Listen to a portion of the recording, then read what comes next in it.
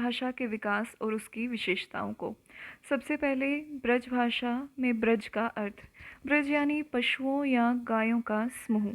पशुपालन की प्रधानता के कारण जो क्षेत्र था उसका नाम पड़ा ब्रज और इसकी बोली का नाम पड़ा ब्रज भाषा। अब बोली को भाषा क्यों कहा गया? बोली होने पर भी मध्य युग में साहित्यिक भाषा का स्थान ग्रहण करने के कारण इसे ब्रज भाषा कहा गया। इसमें रचनाएं किस प्रकार की मिलती हैं? तो इसमें साहित्य और लोक साहित्य दोनों में पर्याप्त रचनाएं हमें देखने को मिलती हैं।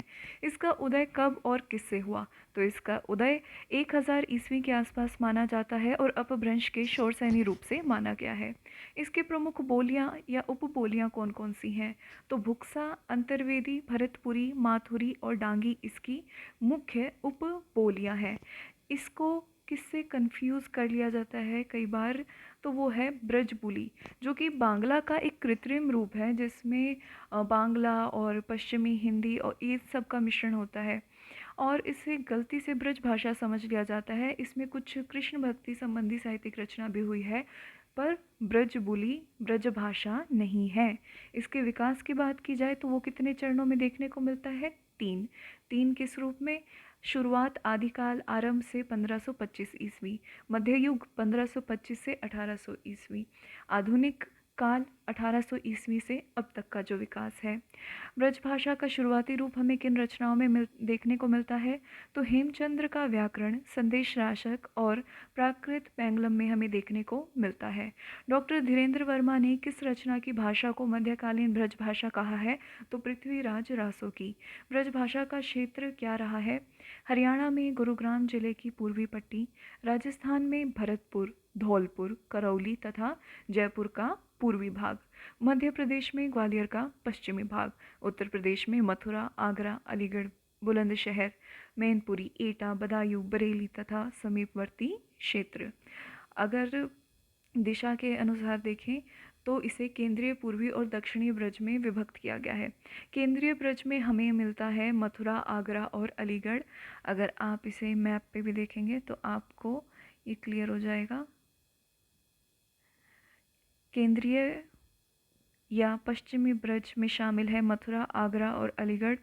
पूर्वी में शामिल हैं नैनीताल की तराई पर जो पीलीभीत है, बरेली, बदायूं, एटा और मैनपुरी। और दक्षिणी ब्रज में हमारे पास आ जाता है धौलपुर, भरतपुर, जयपुर और पश्चिमी ग्वालियर। इसके बाद किन किन रचनाओं पर हमें ब्रज भाषा का प्रभाव देखने को मिलता है? तो संत नामदेव की रचनाओं पर हमें ब्रज भाषा का प्रभाव देखने को मिलता है। कुछ विद्वानों के अनुसार ब्रज भाषा का पूर्वी रूप क्या है? कन्नौजी। और दक्षिणी रूप बुंदेली। ब्रज भाषा साहित्य की सबसे प्राचीन रचना जो उपलब्ध है वो मानी गई है सुधीर अग्रवाल की प्रद्युमन चरित्र, जिसका वर्ष क्या है? 1354 ईस्वी। ब्रज भाषा का विकसित रूप हमें किस रचना में देखने को मिलता है? तो जाखू मणियार की रचना है हरिचंद पुराण, जो कि हरिश्चंद्र पर है। इसके अलावा विष्णुदास की रचनाएं हमें ब्रज भाषा में देखने को मिलती हैं। चतुर्भुज दास की एक रचना जिसमें पूर्णतः ब्रज का उपयोग हुआ है तो वो 16वीं शताब्दी की चतुर्भुज दास की रचना है मधुमालती कथा। नारायण दास कृत छिताई वार्ता में भी ब्रज का हमें अच्छा प्रयोग देखने को मिलता है। इसके अलावा गुरु ग्रंथ साहिब में भी इसके अनेक उदाहरण हमें देखने को मिलते हैं। गुरु नानक देव जो सिखों के पहले गुरु थे, उनके जो पद हैं उसमें कुछ मिश्रित और कुछ शुद्ध ब्रज भाषा हमें देखने को मिलती है। इसके अलावा संत रविदास की वाणी में हमें आंशिक रूप में ब्रज भाषा का प्रयोग मिलता है और मीरा के पदों में इसका व्यापक प्रयोग हमें देखने को मिलता है। मध्यकालीन ब्रज भाषा के भी कुछ प्रमुख रचनाकार में आ जाते हैं सूरदास, नंददास, नरोत्तम दास, नाभादास, केशव, रसखान, बिहारी, सेनापति, भूषण देव, घनानंद।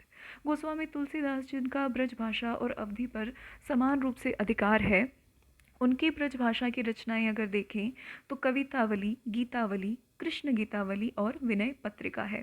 आधुनिक काल के रचनाकारों द्वारा जिस ब्रज भाषा का प्रयोग किया गया है उस पर अंग्रेजी और खड़ी बोली का प्रभाव हमें देखने को मिलता है। रचनाकार जैसे लल्लू लाल, भारतेंदु हरिश्चंद्र, जगन्नाथ दास, रत्नाकर और कविरत्न। ब्रज भाषा की अगर हम विशेषताएं देखें तो यहाँ री की ध्वनि का लोप होता है और अगर कभी कभी हमें लिखित रूप में री मिल जाए तो उसका उच्चारण र या री के रूप में होता है। यहाँ हमें सभी स्वरों के अनुनासिक रूप देखने को मिलते हैं। अणा के स्थान पर न का अधिक प्रयोग देखने को मिलता है, जैसे प्रवीण के स्थान पर प्रवीण, तरुण के स्थान पर तरुण। ओकारांत की प्रवृत्ति देखने को मिलती है, आया गया नहीं, आयो, गयो, भयो। ल के स्थान पर र का प्रयोग मिलता है, जैसे भोली के स्थान पर भोरी और बादल के स्थान पर बादर। यहाँ श स श यानी शायद, सर, षटकोण, इनके स्थान पर केवल स का प्रयोग देखने को मिलता है। यहाँ ह का भी लोप हमें देखने को मिलता है, जैसे साहूकार के स्थान पर साहूकार। ब्रज की कुछ प्रवृत्तियाँ जैसे समीकरण, विप्रय, महाप्राणीकरण भी उल्लेखनीय है।